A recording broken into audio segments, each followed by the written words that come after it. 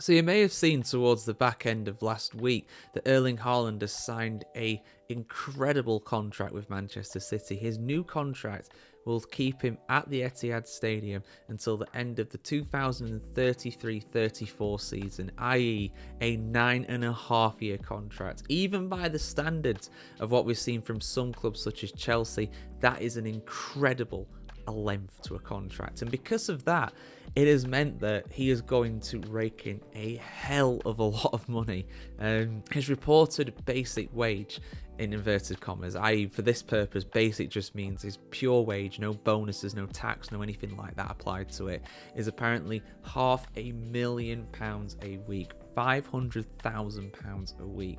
That makes his basic wage £26 million before bonuses, before tax, per season. Now, if you average that out for the length of his contract, he will earn close to £250 million, not £250,000, £250 million during the run of that contract, before tax is applied and before bonuses as well. So even if you take the tax into account, which is around 50% for the top bracket such as Erling Haaland, you're talking about £125 million he's going to earn after tax is applied, but that's before bonuses. I imagine there are a lot of bonuses in there, and that's before even factoring in the fact that he's going to have endorsements and stuff like that as well. You know, he's going to potentially be the face of things like EAFC, the video game, and all kinds of promotion for sponsorship things as well with Manchester City with their corporate backers and all that. So there's a lot there. The guy is very well remunerated, and you know, a lot of people will criticize that. I'm sure some people will say that is a absolutely incredible contract. How can you do that? Well,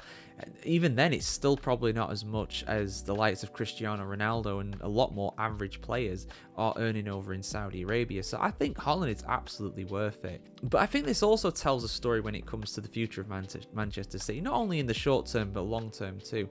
I reckon going off of that really does tell me that not only do Manchester City believe they're not going to get a really severe punishment for their FFP breaches and PSR breaches, of course, all the 115 originally, but now apparently 130 different charges.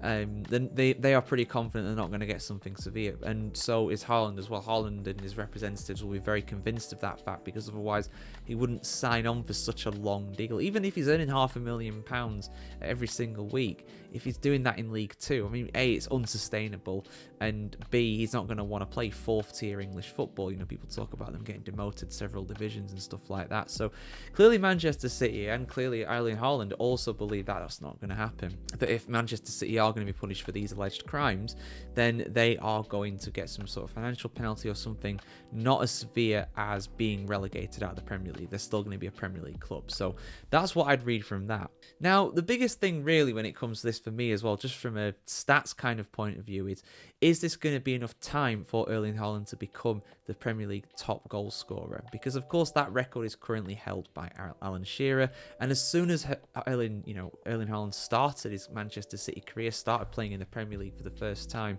after he scored so many goals and broke every record in the book when it came to goal scoring that first season, a lot of people were talking about this guy's going to break records. And I'm sure he had an interview with Alan Shearer as well where they both spoke about it, and Haaland's basically coming for you at that point, but is he going to be able to break it during that time? So at the moment, Haaland is 24 years of age. When his contract expires at Manchester City in the summer of 2034, he will be 33, coming on to 34 years of age. He was born in July 2000, which makes me feel a bit old, to be honest, but that's when he was born. Not too far from me though, Leeds, just up the road, of course. His dad playing for Leeds United at that time. Now, so far, as of the time of recording, he has scored 79 goals in the Premier League from just 87 appearances, a rate of almost 1 in 1. Now, like I mentioned before, the record for Premier League goal scoring is held by Alan Shearer, who has 260 of them. We're just going to take the Premier League here because Alan Shearer, of course, did score some goals in the league before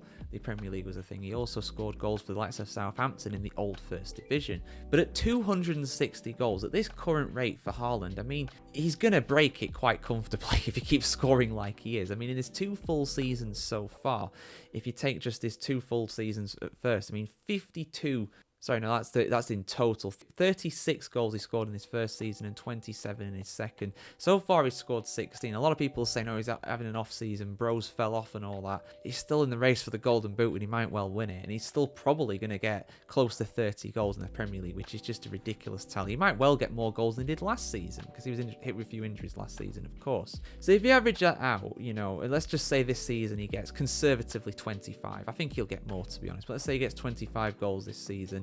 That puts him on a total of 88 goals after 3 seasons. Now you extrapolate that up. If he keeps that consistent batting average, really, when it comes to scoring goals, by the end of his contract, he'll have scored nearly 300. So, yeah, I think at this rate, if he doesn't move, which I doubt he will, the only club he'd really go to apparently is Real Madrid. Maybe he'll do that later in his career. Alan Shearer will certainly be hoping so. I'm sure he'd drive him to the airport for that, like he did with Harry Kane a couple seasons ago. But yeah, I mean, if he keeps up that batting average, you know, he's gonna break the record for sure. But yeah, I mean, it's an incredible thing, really. It's an unbelievable contract, but he's worth it. You know, that's what he is worth to Manchester City, and he's being remunerated for it. You know, he's been paid for it. I'm sure some people criticize it, but honestly, get mad, bro. Just people are just jealous. It's like, if Man City think he's worth that much, who are you to tell them that he's not? You know, he's the most deadly number 9 in world football right now, and will probably continue to be so for the majority of his contract, which is a very long one, of course. But yeah, thoughts in the comments below, guys. Like I said, I mean, before tax and bonuses, the guy is going to earn £250 million through the rest of his contract at Man City. If those reports of £500,000 a week is true, that's before bonuses and endorsements and advertisements and all that stuff too. So yeah, we'll see you soon for some more football news here on thefootballchronicle.com. Like, share, comment, subscribe, ring the bell as well, and we'll see you very soon, guys. Have a good one.